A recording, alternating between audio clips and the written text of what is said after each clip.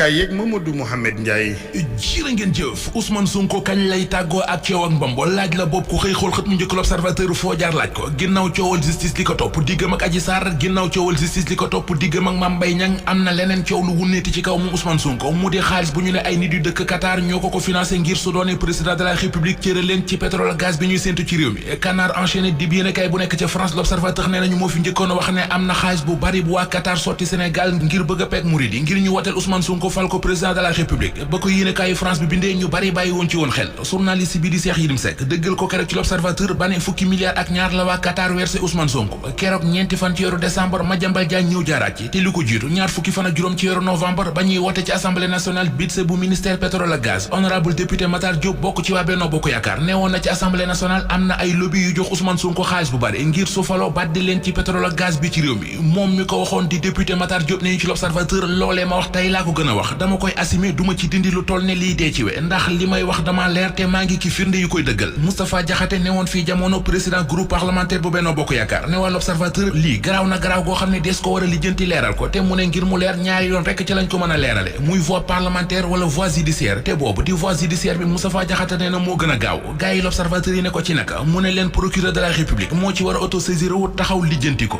journal Le Quotidien moom it xëy di lijjanti coow li ba dañu wax xalaat ak gis-gis yu waro yooyu ñenn ñu fara ci société civile gi ci réew mi ku ci mel ne Alioune Tine ak Birahim Seck amee nañu ko ci li ñuy tuumaal Ousmane Sonko ne ay lobby ñoo ko financé bés bi le jour nañu société civile gi ci réew mi li ñu wax mooy ñu enquête ci waaye nag dem ci ak prudence El Malick Ndiaye bokk ci parti Pastef ba woon nañu ci xët mu njëkk bés bi le jour tuuma yu leen neex bu leen neexee mën nañ ko gàll ci ndoddal Ousmane Sonko bu leen neexee ñu ne ab rebelle la bu leen neexee nañ ñëpp salafiste la bu leen neexee nañ ñëpp voleur la ba violeur waaye ak luñ ko mën di tuumaal du tee ñun Ousmane Sonko la ñuy topp moom la ñu bëgg moom moomee ñu bëgg di Ousmane Sonko journalisé ko mi ngi ñuy wax ne talaata jii di ñëw fukki fan ak ñaar ci weeru décembre ci le tribunal grande instance bu Ndakaaru di càmbar ay mbiram ci lay xamee ndax dañu koy dugalaat ci liste électorale yi am déet Vox Populi nañu ginnaaw si Ziguinchor mbiri Ousmane Sonko yi ma nga jëm ca tribunalum Ndakaaru talaata 12 décembre ca lay doon ci audience spéciale ca palais de justice la Dior mu di tribunalum Ndakaaru réew mi quotidien nañu wësin baa dem tool 12 décembre mooy sànni tàccuk Ousmane Sonko Aminata Touré muy wax ba ne saa yi juróomi baaraam yi photo boobee la Walf Quotidien xëy journal bi teg ci bind ne Mimi teg na yi mu jàpp ne mooy farata maanaam priorité yi ci réew mi ci waxtaan yu mu def ak waa Walf Quotidien moom Aminata Touré ma nga fay wax ne impopularité bi nekk ci Macky Sall mu di nekk ci réew mi bu nuppi doon fi am kenn bëggul Amadou Ba bëggul loolee dal ko moom Amadou Ba bu mujjee APR mbaa APR du mujj doon alliance pour les retardataires li tax mi ngi ci Source A yëral xët mu njëkk yéenekaay bi éternel retardataire la Source A tuddee Amadou Ba dem na ci sax moom Source A bay wax ne waa Benno Bokk Yaakaar bu ñu jugul ci seen candidat bi di Amadou Ba élection présidentielle dana ñëw bés ba ñëw ñëpp war a xëy di woote Amadou Ba war a woote di xoole ba far tardé Amadou Ba bëgg na tardé Amadou Ba mën naa tardé Amadou Ba tàmm na tardé amul fenn foo xam ne danañ ko fa xaar mu joxe fa rendez-vous heure ba jot ñu gis ko fa firnde li yéenekaay bi nañu bankal sa baaraam keroog ba muy dem ci Géejawaay ngir doon fa inauguré ñaari infrastructure communautaire 15 heures lañ ko fa doon xaar waaye 20 heures la fa yegsi ba muy dem ca gaaye dañu ne woon ci ngoon gi la fay ñëw ñëpp toog di ko xaar ba 4 heures du matin ci la Amadou Ba soog di ñëw joxe woon na fi rendez-vous 17 heures ca Géewul ñëpp toog di ko xaar bi fajar gi di xutti maanaam ci njël ca la ñu soogee gisee Amadou Ba mu yugur di ñëw Amadou Ba ak i tardement yu bari Source A ne nañu feeñati na keroog ca réunion bi membre yu task force yu Benno Bokk Yaakaar yi doon def ca këram gii di Petit Palais ndax 20 heures la leen fa woowoon waaye ba mu leen di recevoir booba fajar jot na mu indi coowal sandis li ngay dégg ndax dañu faa dem reere wuñu seen kër ba ñu demee gisuñu reer kër Amadou Ba ca la ñu dem jëndi ay sandis këlamti ko ndax xiifa leen doon bëgg a rey loolee ma nga xewee ci kër Ilimaan yi jëwriñ yi